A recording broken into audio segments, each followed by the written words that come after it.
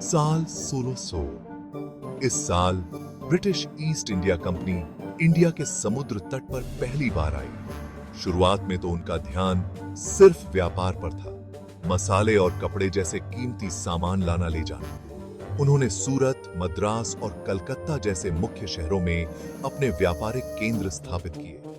मुगल साम्राज्य अपने चरम पर था और उन्होंने कंपनी को व्यापार की अनुमति दे दी।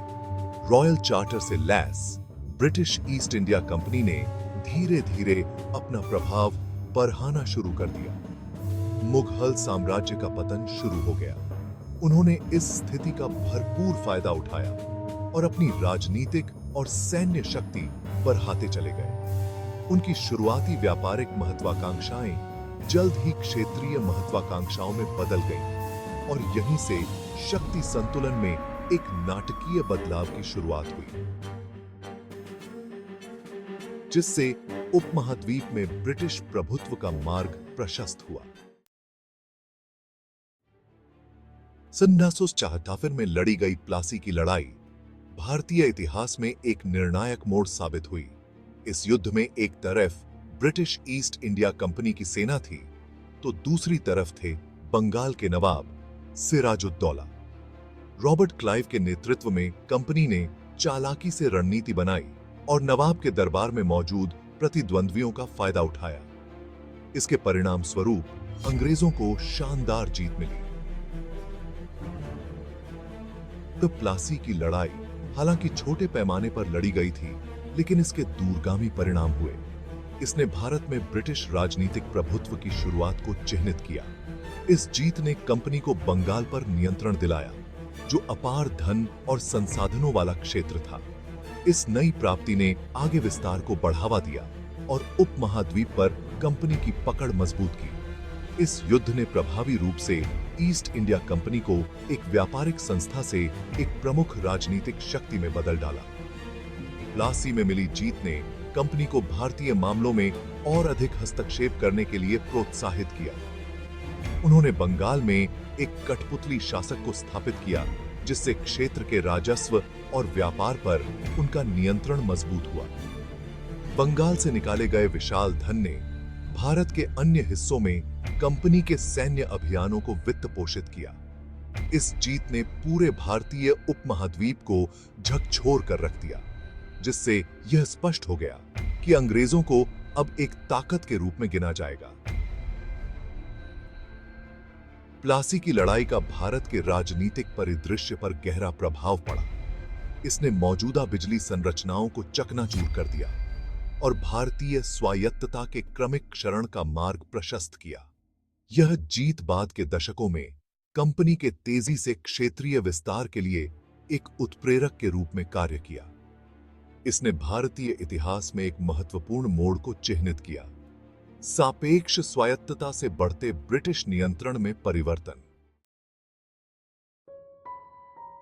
प्लासी की लड़ाई के बाद के समय में ईस्ट इंडिया कंपनी ने भारत के विशाल क्षेत्रों पर अपना शासन मजबूत किया। महत्वपूर्ण प्रशासनिक, आर्थिक और सामाजिक परिवर्तनों से चिह्नित इस युग का भारतीय समाज पर गहरा प्रभाव पड़ा। लाभ अधिकतमकरण द्वारा संचालित कंपनी ने ऐसी नीतियां लागू की जो अक्सर स्वदेशी आबादी की कीमत पर आती थीं। कंपनी द्वारा पेश किए गए प्रमुख परिवर्तनों में से एक नई प्रशासनिक प्रणाली की स्थापना थी। उन्होंने शासन की मौजूदा व्यवस्थाओं को समाप्त कर दिया और उनकी जगह अपनी नौकरशाही स्थापित कर दी। यह नई प्रणाली, जबकि राजस्व एकत्र करने में कुशल थी, अक्सर स्थानीय रीति रिवाजों और परंपराओं की समझ का अभाव था। राजस्व संग्रह पर कंपनी के ध्यान ने भारतीय किसानों और कारीगरों के शोषण को जन्म दिया, जिन्हें अक्सर खाद्य सुरक्षा की कीमत पर नील और अफीम जैसी नकदी फसलों को उगाने के लिए मजबूर किया जाता था। कंपनी की आर्थिक नीतियां ब्रिटिश उद्योगों को भारतीय उद्योगों की कीमत पर लाभान्वित करने के लिए डिजाइन की गई थीं।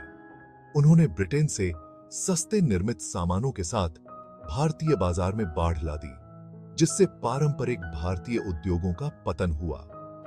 इसके परिणाम स्वरूप व्यापक बेरोजगारी और गरीबी हुई, खासकर कपड़ा उत्पादक क्षेत्रों में। भारत से ब्रिटेन धन की निकासी ने ब्रिटिश अर्थव्यवस्था को और समृद्ध किया, जबकि भारत को गरीब बना दिया। सामाजिक रूप से कंपनी के शासन से पारंपरिक भारतीय संस्थानों और रीति रिवाजों का क्षरण हुआ। उन्होंने पश्चिमी शिक्षा और कानूनी व्यवस्था की शुरुआत की, अक्सर स्वदेशी ज्ञान प्रणालियों की उपेक्षा की कीमत पर। प्रशासन की भाषा के रूप में अंग्रेजी की शुरुआत ने भारतीय आबादी के एक बड़े हिस्से को और हाशिए पर डाल दिया। हालांकि इन परिवर्तनों के दीर्घावधि में कुछ सकारात्मक प्रभाव पड़े, लेकिन उन्हें अक्सर भारतीय लोगों की सांस्कृतिक संवेदनशीलता के लिए बहुत कम सम्मान के साथ लागू किया गया था। 1857 का विद्रोह, आजादी के लिए एक राष्ट्र का संघर्ष। सन 1857 में ब्रिटिश हुकूमत के खिलाफ एक बहुत बड़ा विद्रोह हुआ, जिसे अक्सर सिपाही विद्रोह या भारत का पहला स्वतंत्रता संग्राम कहा जाता है। यह व्यापक विद्रोह एनफील्ड राइफल के लिए चर्बी वाले कारतूसों की शुरुआत जैसे मामूली से दिखने वाले मुद्दे से शुरू हुआ। इन कारतूसों के बारे में अफवाह थी कि इन्हें जानवरों की चर्बी से चिकना किया जाता था, सिक्की जिसे की है,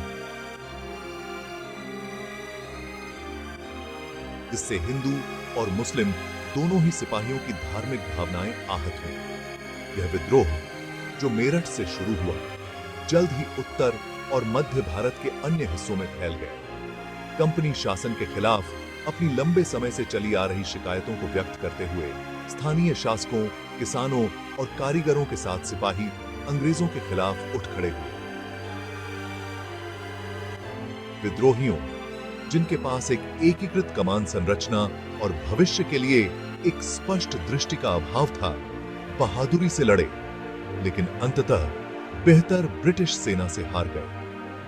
1857 का विद्रोह, हालांकि ब्रिटिश शासन को उखाड़ फेंकने के अपने तात्कालिक उद्देश्य में असफल रहा, लेकिन इसके दूरगामी परिणाम हुए। इसने ईस्ट इंडिया कंपनी के शासन की नींव हिला दी और भारत में ब्रिटिश सत्ता की कमजोरियों को उजागर किया।